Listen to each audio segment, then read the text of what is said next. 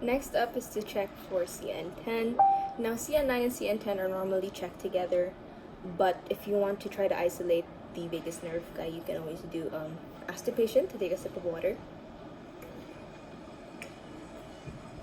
And make sure you can see them swallow at command, because the vagus nerve innervates the swallowing muscles.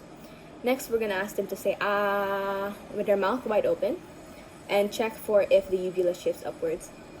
Ah, yeah, that's normal. Next would be to check for the gag reflex. So what you're gonna do is you're gonna get a sterile tongue depressor, and then you're gonna ask the patient to open their mouth wide and tell them that you're gonna be checking their gag reflex. You have to be gentle in doing this because some people have an overactive gag reflex and they might actually hurl. So you have to check both sides. Press in the back of the throat in one side and then the other to check for a gag reflex. So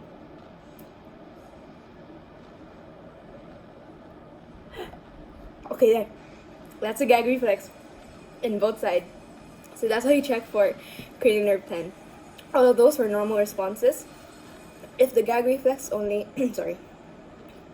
pressed in one side, meaning the other side is not innervated or not working well. Another thing you could do is also to ask the patient to cough. So if they make a strong cough, so like a that means the vagus nerve is also innervated.